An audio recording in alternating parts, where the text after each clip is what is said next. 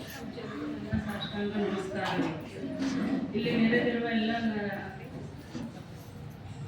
ಎಲ್ಲರಿಗೂ ಶರಣರಿಗೂ ನನ್ನ ವಂದನೆಗಳು.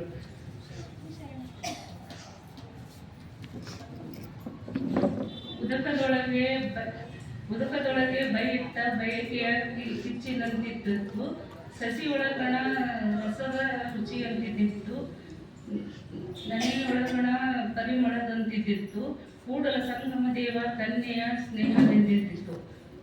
ಓಂ ಶ್ರೀ ಗುರು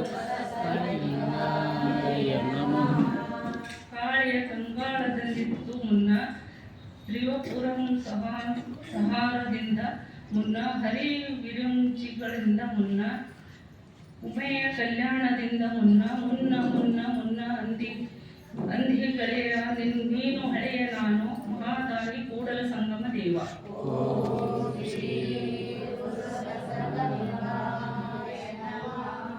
ಜಲಕೂರ್ಮ ನಾಗರ ಮೇದಿನಿ ಸಪ್ತ ಸಾಗರ, ಅಜಾಂಡ ಹರಿವಿಂಚಿಗಳು ನಿಮ್ಮ ಉದರದ ಕೊನೆಯ ಪ್ರಾಣಿಗಳಯ್ಯ. ಕೂಡಲ ಸಂಗನ ಮಹಾ ಮನೆಯಲ್ಲಿ ಅಸ್ಥಿ ಗ್ರಾಹಕನೆಂಬ ಗಣ್ಯೇಶ್ವರನ ಇಚ್ಛಾ ಮಾತ್ರದಿಂದ ಜಗಜುಂಬುವನಯ್ಯ. ಶ್ರೀ ಗುರು ಬಸವಲಿಂಗಾಯ ನಮಃ.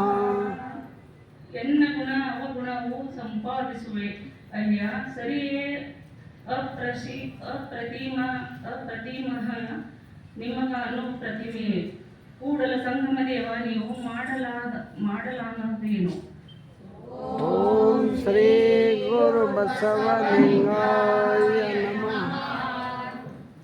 ಸಂಸಾರವೆಂಬ ಬಲೆಯಲ್ಲಿ ಸಿಲುಕಿದೆನಯ್ಯ, ಎನ್ನುವನು ಕಾಯಯ್ಯ ಕರುಳಿಲ್ಲ ಹುರುಳಿಲ್ಲ. ಕೂಡಲ ಸಂಗಮ ದೇವ ಶಿವದೋ ಶಿವದೋ. ಓಂ ಶ್ರೀ ಗುರು ಬಸವಲಿಂಗಾಯ ನಮಃ. ನಾನೊಂದು ನೆನೆದಡೆ ತಾನೊಂದು ನೆನೆಯುವುದು, ನಾನಿತ್ತಲೆಡೆದರೆ ತಾನಿತ್ತಲೆ ಎಳೆಯುವುದು.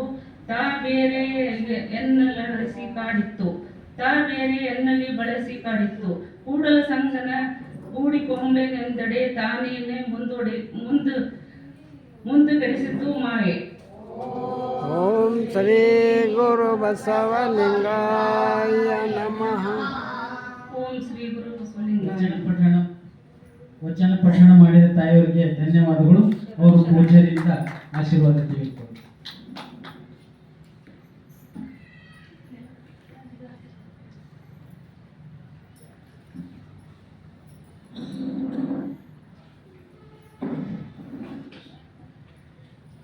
ಇವಾಗ ಪೂಜ್ಯ ಶ್ರೀ ನಿರಂಜನ ಸ್ವಾಮಿಗಳಿಂದ ಪ್ರವಚನ. ತಾವೆಲ್ಲ ದಯವಿಟ್ಟು ಶಾಂತ ರೀತಿಯಿಂದ ಕೇಳಬೇಕಾಗಿ ತಮ್ಮಲ್ಲಿ ಕಳೆದ ಮನವಿ.